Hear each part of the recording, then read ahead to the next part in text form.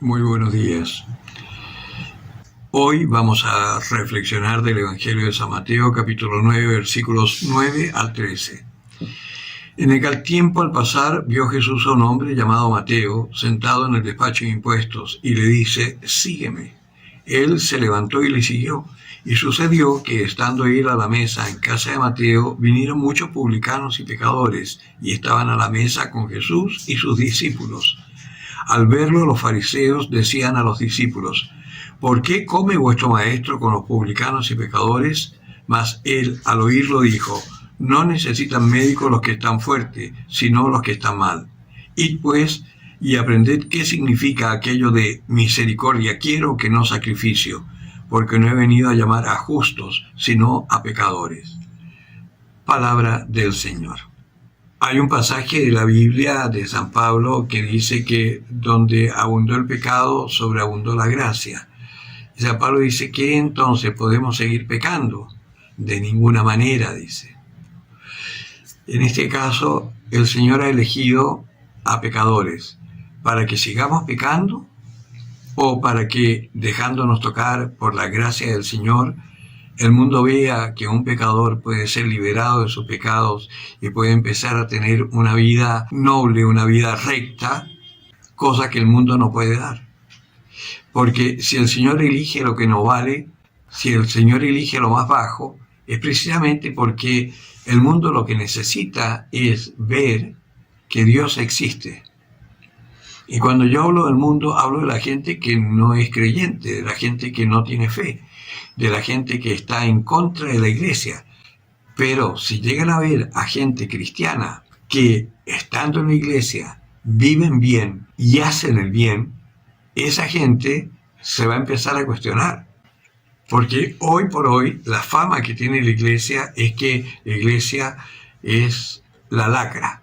Curas pederastas, que no hablan, que no se manifiestan, feligreses que van a golpearse el pecho, pero sus vidas son un asco, que además en el hogar peleas, violencia intrafamiliar, en fin, y van a misa después. Y claro, es cierto, es natural que haya un escándalo por parte de la gente que no cree, porque realmente nosotros no estamos dando signos de cristiandad. Por mucho que tengamos el bautismo, si nosotros no nos dejamos llevar por el Espíritu Santo, nunca vamos a poder decir que somos cristianos. Personalmente yo, aún siendo cura, yo me doy cuenta que a mí me falta mucho para poder decir que soy cristiano.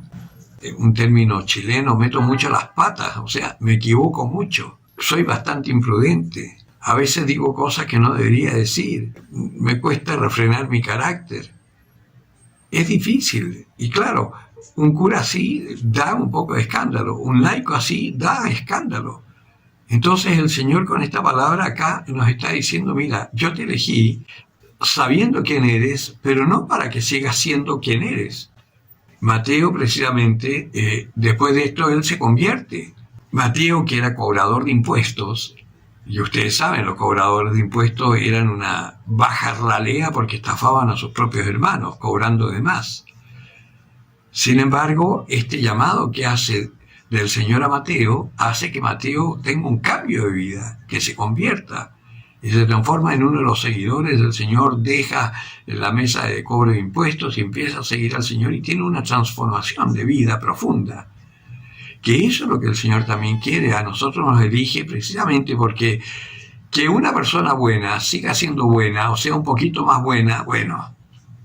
Pero que una persona de mal vivir, una persona que ha dado escándalo, una persona que ha tenido una vida contraria a las buenas costumbres, por así decir, que empiece a ser una persona de bien, eso sí que es meritorio de Dios, no de uno.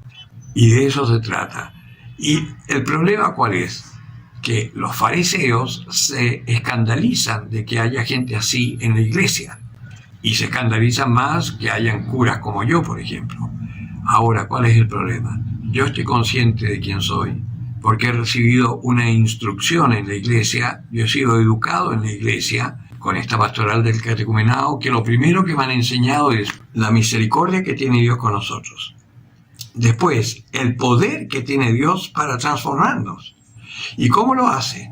A través de su palabra nos permite ir viendo nuestra historia y mirarla sin miedo, aceptando nuestra debilidad, aceptando nuestra pobreza, aceptando nuestra pequeñez.